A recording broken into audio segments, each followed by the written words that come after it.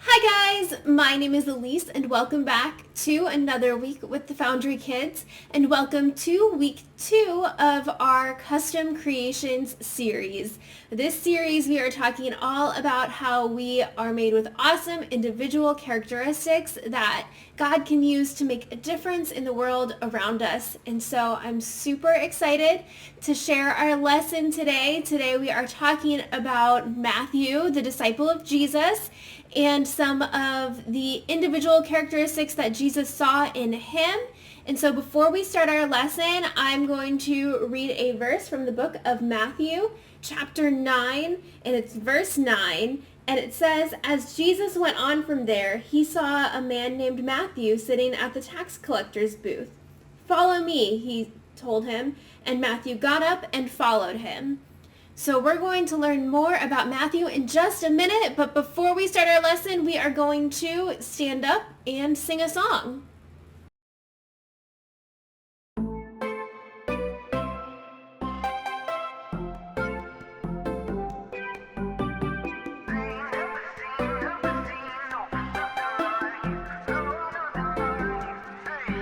There's 7.442 billion people in the world, but you're one in a million. They ain't never seen, no, nothing like you, no, nothing like you. A diamond in the rough, yeah, you're shining like a star, yeah, lighting up the world, just being who you are. Cause they ain't never seen, no, nothing like you, no, nothing like you, hey.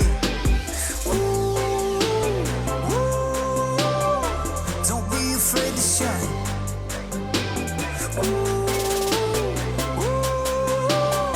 Cause you're one of a kind. Different faces, some with braces, different colors, different races, all coming from different places. That's how it was meant to be. Don't be a faker, you're an earth shaker. Don't ever listen to the words of the haters. Born to be a difference maker. Come on, start now, not later. Individuality, discover who you're meant to be. The only you that you can be. Cause you're the MVP. 7.442 billion people in the world, but you're one in a million. They ain't never seen, no, nothing like you, no, nothing like you. A diamond in the rough, yeah, you're shining like a star, yeah, lighting up the world, just being who you are. Cause they ain't never seen, no, nothing like you, no, nothing like you, hey. Don't be afraid to shine.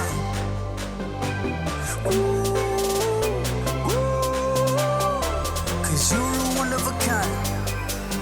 There's 7.442 billion people in the world, but you're one in a million. They ain't never seen, no, nothing like you, no, nothing like you.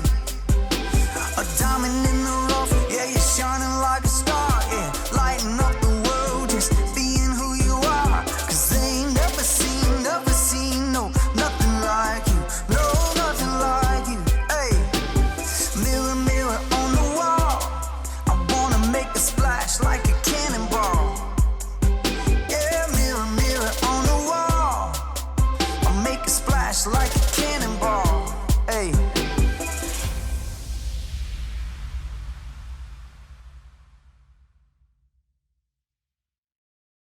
So, like I said in the verse, Matthew was a tax collector.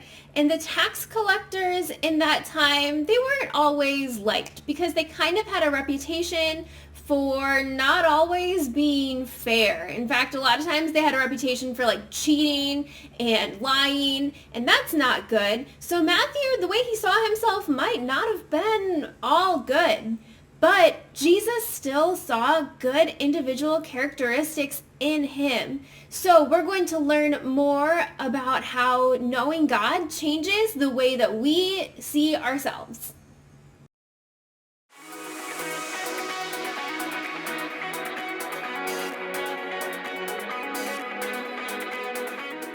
Hey everybody, I'm Graham, candy connoisseur, and I'm here to talk about individuality. Individuality is discovering who you are meant to be so that you can make a difference. Every single one of us is an individual. We were all made by God in our own unique ways. When you look at yourself in a mirror, you can see all the work that went into making every little detail. I see you! And it's not just what you look like that makes you an individual. Your whole personality sets you apart from everyone else in the world. You should really look at yourself sometime. Really look at yourself inside and out. Like when I look at myself, I think I'm pretty cool. Like a big bowl of ice cream. And there are things about myself that I like. I love that I'm good at problem solving. I have this ability to understand when something is wrong and immediately think of ideas to fix it. Oh, and I like that I'm funny. Like, have you ever heard of this one? Knock, knock. Oh, right. I need someone in the room for that joke. Anyways, the punchline is, I didn't know you could yodel. I think I'm funny. Actually, now that I'm really looking, I'm thinking there are some things that I don't like about myself. Like, sometimes I procrastinate. That means when there's something that needs to be done by a certain time, sometimes I wait till the last possible minute to get it done. Oh, and sometimes I have a bad temper.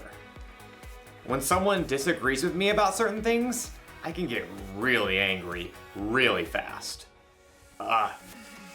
And sometimes, not all the time, but sometimes I can be really selfish. There. A little cool, a little gross, and a lot messy. That's how I can see myself sometimes. Maybe you see yourself that way. Well, after today's story, you might discover that there's a whole new way to see yourself. Yeah, right. Like I'm really gonna eat that. See? I'm funny. The Bible. It's 66 books of history, stories, letters, and poetry that fit together to form God's one big story. The epic adventure of how He created us and loves us so much that He made a way to rescue us. As we travel through the Bible, from Genesis to Revelation, we discover people who met God and found their lives changed forever. Now, for an amazing story. Inspired by the book of Matthew, chapter 9, verses 9 through 13. Everyone in the shore town of Capernaum knew who Matthew was. You may also call me Levi. But few people actually liked him. Well, that's rude. Truth is, Matthew had put himself in an awkward situation. He was Jewish, like his relatives and friends, but he chose to work for the hated Roman government. Just trying to make a living. Matthew was a tax collector for the Romans, and tax collectors were known to lie about the amount of money people owed. 5 gold pieces. But it was only 3 last year. 5, and not a shekel less. After collecting money, the tax collectors would keep the extra for themselves. Many of them grew rich by robbing the poorest people in their towns. In fact, tax collectors and sinners were considered to be the same thing. Hey, I work hard. But no matter how hard Matthew tried to polish his own image, deep down, he knew how others saw him. He heard their whispers as he crossed to the other side of the street to pass his booth. I do not know how that man sleeps at night. He's the worst, doing the Romans' dirty work. But one day, the crowds of Capernaum were full of different news. Did you hear about Jesus of Nazareth? The rabbi? He's not only a teacher. This morning, he made a lame man walk. That's just talk. My son was there. He saw it with his own eyes. The whole city was ablaze with the story, and even Matthew, who was tucked away in his tax collector's booth, was fascinated. Maybe the man just had a limp or something? Oh no, this Jesus has real power. He cares about people. Well, maybe. Anyhow, you owe 3 gold pieces. 3? How are we supposed to eat for the rest of the season? Take it up with the governor. I'm just doing my job. I bet Jesus would have something to say to you. Next. Within a short time, the market became even more crowded. Jesus! Jesus is coming this way! From his booth, Matthew craned to see. Though he was curious, deep down, he had to admit that no rabbi would have kind words for him. I'm a fool. Even my own people hate me. Suddenly, the crowds parted. Just down the street, Matthew could see a tall man with a rugged face and piercing eyes. A group of common fishermen followed at his heels. It's Jesus. Matthew watched, waiting for the rabbi to pass him by. Instead, Jesus stopped right in front of Matthew's booth. Rabbi? Jesus looked directly at Matthew, reading every single thought in his heart. Nice day? Not too hot. Not too cold. Jesus kept his gaze fixed directly on Matthew's face. Come, follow me. Shocked, Matthew looked around. The crowd has fallen away. Who? Me? Jesus nodded. Matthew gaped. He had no doubt in his mind that Jesus knew every single thing about him, even everything he'd done wrong. But still, Jesus wanted Matthew to join him. Oh, well, yes. Matthew found himself leaping up from his seat and rushing out of his booth to join Jesus on the street. It's, nearly dinner time. Would you like to eat at my house? To Matthew's amazement, Jesus and his followers turned their steps towards Matthew's home. Quickly, Matthew sent out word to everyone he knew. Come to my house for dinner. Matthew, who had expected to eat alone, found himself hosting the most famous rabbi in town for dinner, along with a ragtag group of fishermen, tax collectors, and other outcasts. Jesus doesn't care what I've done. He thinks I can be better, that I'm worthy to follow him. But while Matthew rejoiced to discover his brand new identity, the city's religious leaders were horrified by what Jesus had done. They sidled up to Jesus' disciples.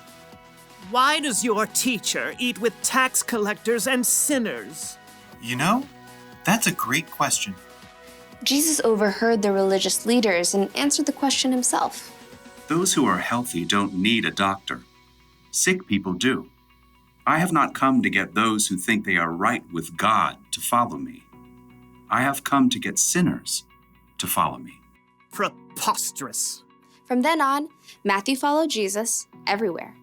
With his own eyes, he had seen more of the things that Jesus had done than nearly anyone else. Near the end of his life, he wrote down all the stories he had witnessed and gathered so that others too could know Jesus.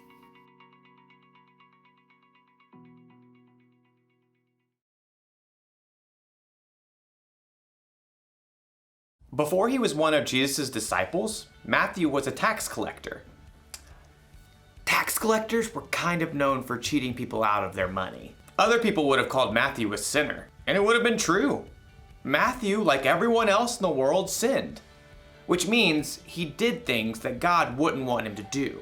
I wonder if Matthew saw himself this way. A little gross, a little messy. He might have felt ashamed, even worthless. But then something happened. He met Jesus. Jesus chose Matthew to follow him, even though Matthew sometimes did things he shouldn't, even though he was a sinner. Jesus wants you to follow him too. He wants you to know him and trust him. And it doesn't matter what you've done or how you see yourself. When Jesus died on the cross, he took the punishment for your sins. You are forgiven, and he loves you just as you are, mess and all. It's almost like when Jesus looks at you, he sees through the mess. He sees past your mistakes. He sees the individual you that God created. When you believe in and follow Jesus, it can help you see yourself through his eyes. And it's so much better that way. The one thing to remember today is this. Knowing Jesus changes how you see yourself. I definitely like myself a lot better without mayonnaise. Blech. I'll see you next time.